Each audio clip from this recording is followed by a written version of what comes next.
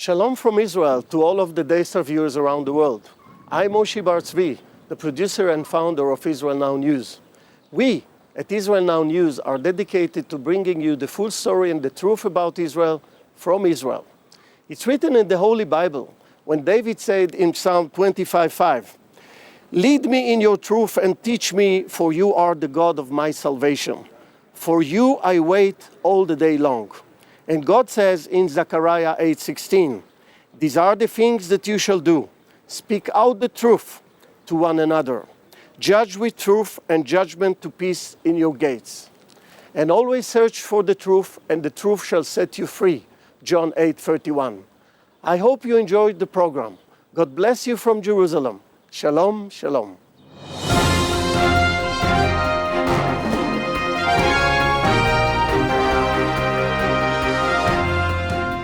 Welcome to Israel Now News. I'm Yochanan El-Rom. And I'm Erin Viner. In our top story, Mahmoud Abbas is considering a proposal to dismantle the Palestinian Authority. This move would effectively cancel the Oslo Accords and nullify the Palestinian Authority as the sovereign governing body of the Palestinians in Judea and Samaria. It would also leave Israel responsible for the 2.5 million Palestinians living there. A spokesperson for the U.S. State Department released a statement cautioning the PA president against this move. She said dissolving the Palestinian Authority is not in the interest of the Palestinians. She went on to say that the United States has made great efforts, diplomatically and financially, to build Palestinian institutions, but that Abbas's threat to dismantle the PA will have implications on our relationship and assistance to them.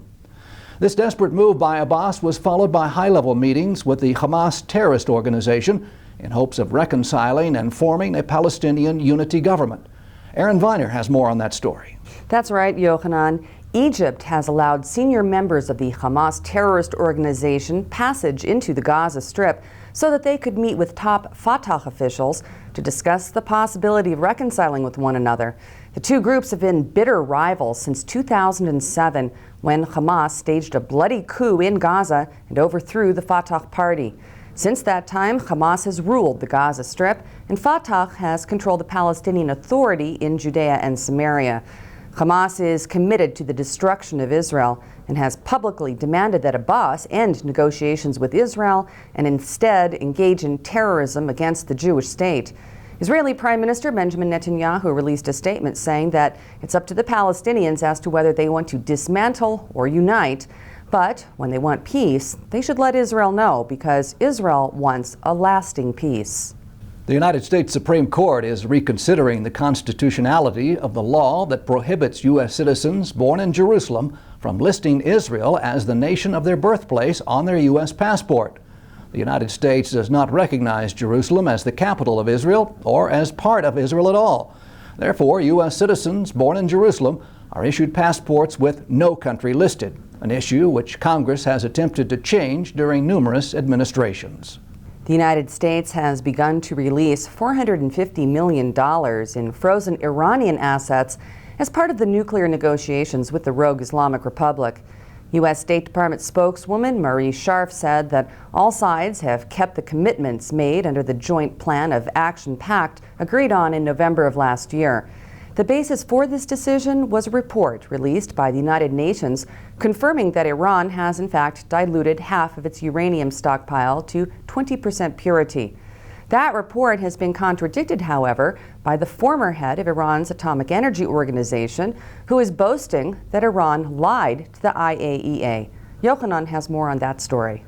Yes, Aaron, the former head of Iran's Atomic Energy Organization has told an Iranian news outlet that the hardline Islamic Republic deceived the International Atomic Energy Agency. Faridun Abbasi said Iran lied about receiving parts and equipment for use in nuclear reactors, as well as the activities that were going on at nuclear sites. For example, he said, when we wanted to move the Arak reactor's main warehouse, we concealed it so that the IAEA inspectors would not notice which workshop the activity was being conducted in. For several years, we concealed the warehouse so that the company could do its work. A senior Israeli official said that Abbasi's comments should serve as a wake-up call to anyone who has any doubt about the duplicity and honesty of the Iranian regime and their desire to hoodwink the international community. The leader of al-Qaeda has released a statement calling PA leader Mahmoud Abbas a traitor. Ayman al-Zawahiri said that Fatah has become a movement that sells out its homeland and its citizens. In the recorded address, al-Zawahiri accused Abbas of compromising the Palestinian cause to please the United States, and he invited al-Qaeda sympathizers to join the jihad against the Zionists. In a related story, the leader of al-Qaeda in Yemen has released a video calling on the group's followers worldwide to attack the United States. Nasser al-Waishi referred to America as the greatest enemy of Islam and encouraged Muslims loyal to al-Qaeda to attack the mother of all infidels. Police in Bangkok, Thailand were able to thwart an attempted terrorist attack against Israelis last week. According to reports, at least 2 Hezbollah operatives were planning to attack Israelis vacationing in Thailand over the Passover holiday. After receiving credible intel from the Israeli embassy in Bangkok, Thai authorities arrested the 2 men who have links to Hezbollah. Police also have information that at least 9 Iranian-funded Hezbollah terrorists are in the country planning to attack 6 locations throughout the city of Bangkok. The International Federation for Human Rights has reported that rampant sexual crimes against women in Egypt are going unpunished by the government. The FIDH released a statement accusing successive Egyptian governments of failing to address violence against women, creating serious implications for women's participation in the political transition of their country. According to the report, at least 250 cases of violent sexual assault were reported between 2012 and 2014, and as of March of this year, not a single perpetrator had been brought to justice. The calm on the closing day of Passover was shattered with the sounds of sirens as 7 rockets were fired from the Hamas-run Gaza Strip into southern Israel. 2 of the missiles caused damage to buildings in the town of Sderot and nearly missed a synagogue full of Jewish worshippers. Israeli Prime Minister Benjamin Netanyahu released a statement saying that on the last day of Passover, Israel's enemies, based in Gaza, fired rockets into southern Israeli towns. He said, "Our policy is clear. We will respond immediately and intensely." After weeks of violent clashes on the Temple Mount, Israeli police were forced to close the area to non-Muslims over the Passover and Easter holidays. Entire portions of the Old City of Jerusalem were shut down on the eve of the Passover holiday when Palestinians violently protested against the entry of Jews or Christians into the area. As a result, Jews who traveled from all over the world to fulfill the biblical commandment to come up to Jerusalem for the holy days were denied entrance to the holy site. Dozens of Israeli police officers have been wounded by Palestinians in those clashes, which spanned over several weeks and climaxed during Passover. Israeli police say that they have credible intelligence that the Muslim Waqf that controls the Temple Mount has allowed Palestinian militants to take refuge within the Al-Aqsa Mosque, where they have allegedly stockpiled rocks and other weapons to use against Israeli police, as well as Jewish and Christian worshippers. There have also been reports that a militant wing of Hamas has set a post on the Temple Mount. Last week, the city of Boston hosted the first marathon since the devastating terrorist attack on April 15, 2013, which killed 3 people and injured 270 others. This year's event served as the kickoff for the Israel Runs with Boston campaign, a project meant to teach Americans about the role Israel played after the tragic terrorist attack. During the race, volunteers handed out T-shirts with maps of Boston and Israel and leaflets detailing the operations Israel organized after the bombing, which included first aid supplies, relief workers, grief counselors, and even the technology which assisted in capturing the bombers themselves. A group of Jewish Bostonians visited Israel weeks before this year's race to organize their program with the Jerusalem-based New campaign. The group released a statement saying that when tragedy strikes in the world, Israel is usually one of the first countries to assist, from Haiti to the Philippines and 1 year ago in Boston. Israel is committed to helping communities heal.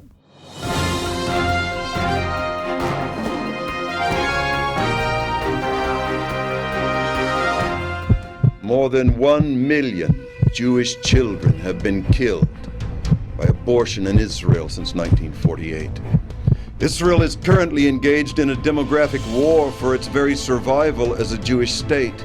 Imagine what a difference 1 million more Jews would have made for Israel. Friends of Efrat saves the lives of thousands of children every year by providing support to pregnant women in distress. Since 1977, Efrat has saved over 30,000 lives and is recognized as a world leader in preventing abortions. You can play a major role in Israel's survival now by helping us save Israel's unborn children.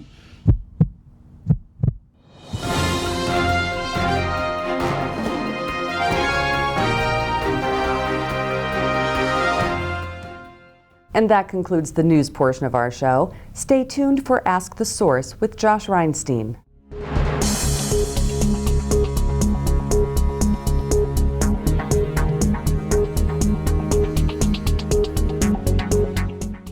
Hello and welcome to Ask the Source. I'm your host, Josh Reinstein, and we're here once again on our beautiful rooftop studio in Jerusalem. My guest today is Bobby Brown, the Executive Director of Project Heart. Bobby, thank you for coming on the show. Thank you for having me. Tell our viewers a little bit about what is Project Heart. Well, most of your viewers know about the Holocaust, which was the greatest murder in modern times. But it was not only the greatest murder, it was the greatest theft. And millions of people, both those who survived and those who died, had every piece of their property that they owned stolen. And what we're trying to do is help those Holocaust survivors who are still alive. We're trying to help their children to retrieve property that belonged to them and was stolen and looted. How come this hasn't happened already? The Holocaust was 70 years ago. Don't they have the documentation? Can't they just walk in and say, this is mine? Well, you're dealing with, first of all, many countries, many different laws.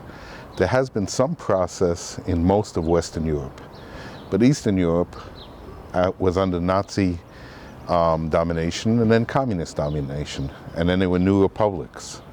So most Jews who lived in Eastern Europe, and most Jews have never received anything for the property that was looted and stolen from them. What is the government of Israel's position on this issue? Well, the government of Israel stands for justice. I began working on this when I was working in the office of the Prime Minister, and I asked him, how far can I go on this? And he said to me, wherever justice leads you. So I believe that this is the last bit of unfinished business that we have from the days of World War II and the Holocaust. How do you go about finding the people who had their properties taken away from them? Well, first of all, the Germans wrote everything down. Not all of it survived, but it was all written down. Second of all, we applied to Jews around the world and said, if you or your family lost property, send us an outline. Tell us what it is you lost. Give us whatever evidence you have, copies of whatever evidence. And the response was amazing. It shows how strongly that feeling is still alive in people. We had 200,000 replies. Some with very little documentation, and some with thousands of pages of documentation. You know, walk me through the process, because it doesn't make sense to me. Let's say I have a deed to a property in Poland, and I go to the government of Poland and I show them the deed. They won't give me the property? Well, Poland, I don't want to talk only about Poland. The problem is endemic across all of Eastern Europe, but go one step further. Let's assume you not only have the deed, but you go to the land authority and it says your family owned it, okay? The court proceedings are hugely time consuming, hugely expensive, and very rarely have ended in people receiving their property. Why hasn't these people gone to the international court and say there needs to be a ruling once and for all on this type of property? There actually was a group who recently went to the International Court, International Human Rights Court, and they were refused on a technicality. To go to the Human Rights Court, you had to go to every court. This happened to be in Poland, every court in Poland that was relevant. And they didn't go to one. And so I said, we didn't go to that one, we're turning it down. And I spoke to people who organized it. I said, well, did you not know about this court? They said, of course we knew about it. So I said, why didn't you go? They said, because everyone told us that this court will take between 15 and 20 years, and the very last of our survivors will be dead by then. we thought maybe the International Court would have sympathy and say, let's get some justice while the last survivors are still with us. In the news recently, we heard about this trove of paintings that were stolen during the Holocaust, yet the government of Germany isn't considering giving all of them back to the rightful owners. How could they just hold on to these paintings? Well, we acted very quickly on that. And what happened is they formed a task force. And we, Project Heart, sent in a request to put 2 Israelis on that task force. 2 very, very, very impressive professional women. One being the expert on art from the Yad Vashem, our Holocaust memorial, and one being the expert on European art and stolen art from the Israel Museum. And in order to increase their credibility, they agreed that they will be on that committee. That committee deals with the provenance, with the ownership of these paintings. 1,406 were found in Munich. Another 260 have already been found in Austria, in Salzburg, and we believe that more exist in the vaults of banks in Switzerland. And the response was positive. They took them for provenance research. They're the second German committee that recommends to a court, based on the evidence, should they be given back or not. We recently wrote to the Minister of Culture saying we would like, if it's a German decision, it's not our decision, but we would like to have representation also either in that committee or working with that committee to make sure that justice is not only done, but for the world to say it's clear and transparent that it was done. And we're waiting for an answer, but we believe that the state of Israel, that the Jewish people have to intervene, not for communal property only, which is important, but it's property without ownership. No one owned the synagogue. Not for heirless property, but a first and very strong effort to tell the world that these heirs and survivors need someone to be fighting for them. In court, in the newspaper, in public opinion, in finances, that the world can't say we're sorry about the Holocaust when there's still something that can be done and they don't do it. Bobby, there are literally millions of people watching this show. With Holocaust Memorial Day coming up, what message do you have for our viewing audience? I think it's very important that legislators hear from the public, and I think it's even stronger when we talk about the Christian public, because they're obviously motivated by one thing, and that's justice.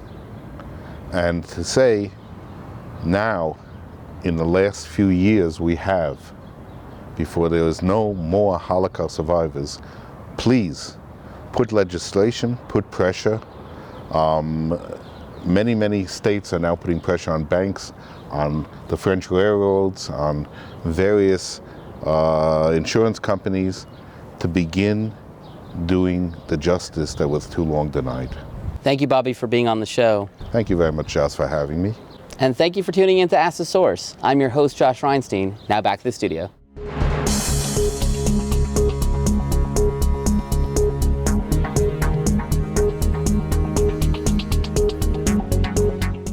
It is heartbreaking to learn that there are over 40,000 abortions in Israel every year, many of which are due to financial concerns. The Efrat organization saves the lives of thousands of Jewish children each year by providing support to pregnant women in distress. Please help us save thousands more.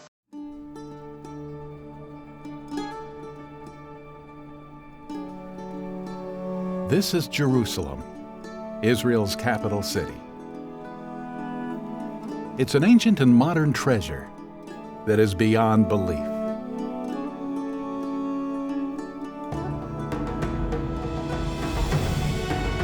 There's a little bit of Israel in all of us. Come find the Israel in you.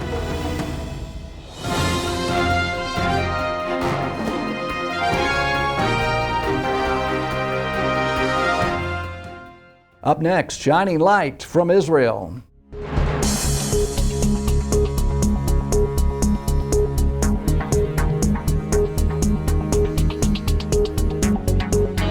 Here amongst his battalion, nothing stands out about Lewis Miller. He's one of hundreds of paratroopers that today will be marching to Jerusalem before graduating into active duty. But a closer look reveals that his story is one of the many stories that formed together to make the IDF such a rich and diverse military. Because Lewis Miller wasn't required to serve in the IDF, rather, he chose to, and he came all the way from Alabama to be here. 4 years earlier, Lewis Miller was just another all-American teenager. Having been raised in Alabama before attending college at Indiana University, his life seemed to follow the same trajectory as the millions of other college students in America. But that all changed after he experienced a life-altering trip to Israel through the Birthright program, which provides free trips to young Jewish adults who have never visited Israel. Like so many others, Lewis was touched on a deeply personal level by Israel's story of struggle against all odds for an independent Jewish state. And that's when he decided to move to Israel and joined the IDF. After months of intensive training, he is about to embark on a 55-kilometer march as part of his final test as a paratrooper. The march begins at sundown when the soldiers set off. It's not as easy as I thought this one was going to be, to be honest. I'm having a bit of my feet are killing me, I'll say that. I don't know, everything's pretty good though, other than that, can't really complain too much. Everyone's feet are hurting, everyone's back's hurting, so we're just going to get through it. As the soldiers rear the hills of Jerusalem and enter the city streets, they experience an emotional moment. Later that day, the award ceremony begins, and Lewis Miller is on the lookout for his parents. He hasn't seen them in nearly a year and doesn't know what to expect. But what he could never have expected is the surprise he feels when his name is called out, and he is distinguished with an award in excellence for his performance during the last 6 months of training. Lewis didn't just succeed, he excelled.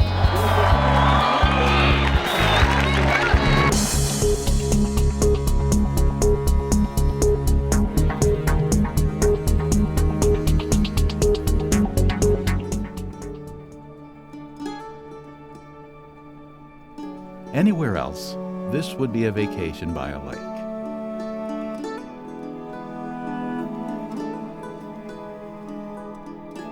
But this is the Sea of Galilee. The wonders of Israel are beyond belief. There's a little bit of Israel in all of us. Come find the Israel in you.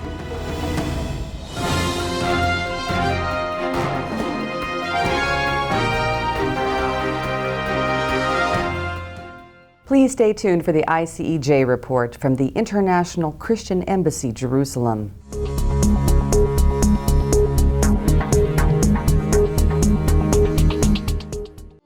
When Israel was established in 1948, it was exactly as the prophet Ezekiel foresaw. Thus says the Lord, behold, I will cause you to come up from your graves, and I will bring you into the land of Israel. Israel literally arose from the ashes of the Holocaust, one of the greatest miracles in human history. Still today there are some 200,000 Holocaust survivors which still live in Israel. According to the Israeli government, there are still 1/3 of them who are in need and live below the poverty line. Over the past 3 years, the Lord placed a unique opportunity before the International Christian Embassy to help those heroes who survived the darkest chapter of Jewish history. In December 2009, the Aid Department of the International Christian Embassy, Jerusalem, ICEJ Aid, was approached by Shimon Sabag, the director of the social welfare organization Yad Ezer Lehaver, who was looking for support for a special project. Having been shocked to see Holocaust survivors coming to his soup kitchen for food, he realized that there was a distinct need and began a project to house 14 survivors in the building next door to the offices of the organization. When we were actually approached by the organization Yad Ezer Lehaver in Haifa for Holocaust survivors, we somehow knew when we visited the project and visited the director that we had stumbled on something very unique. The project was very unique, there's nothing like it in the land, and also the organization itself had a proven track record. And we just knew that we had to start working with them. Thanks to the generous giving of faithful Christian supporters worldwide, the ICEJ has assisted Yad Ezer Lehaver in achieving what was once just a dream, a neighborhood of multi-dwelling facilities able to provide practical care and a comfortable and safe home for more than 100 Holocaust survivors. When we actually first met him, Shimon had a great heart and lots of dreams, but his vision for this place was at the most to maybe house 20 people. And we started on this together, not knowing what would happen, and seeing in the end this amazing street full of buildings. The Haifa Home for Holocaust Survivors has captured the attention of the Israeli press and a number of Israeli leaders and dignitaries. At ceremonies marking the stages of completion, the attendance of senior government officials and leaders has given voice to the need to assist these individuals who have suffered so much. In the past year, the Haifa Home dedicated a synagogue on its premises to provide a place for the survivors to participate in Shabbat services and observe Jewish holidays. The synagogue also provided the opportunity for some of the survivors to have their bar mitzvahs, since many of them were denied this rite of passage due to being interned in concentration camps. The Holocaust survivors are very old. They are from their end 70s into their 90s, and are quite a lot of them who are poor, they cannot live by themselves anymore, and who are lonely. And that's actually why it was so necessary to have a home for them, where they could feel cared for and they would be able to live their life in security and in a good atmosphere. I didn't expect in my life that I'm going to end up here. Quiet, the price is right, I don't have to pay too much. And I'm so grateful to the International Christian Embassy. After all what we went through, they built for us a home where I'm going to spend the rest of my life here. I'm going to die here. And I'm grateful to all the people in the world who are helping us. Please prayerfully consider what you can do in order to stand with us to help those last surviving heroes here in Israel.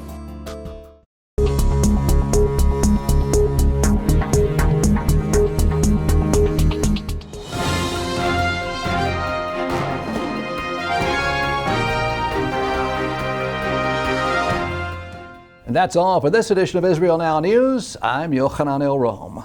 And I'm Erin Viner, reporting from our studio in Jerusalem. Please join us again next week for all of your Israel updates.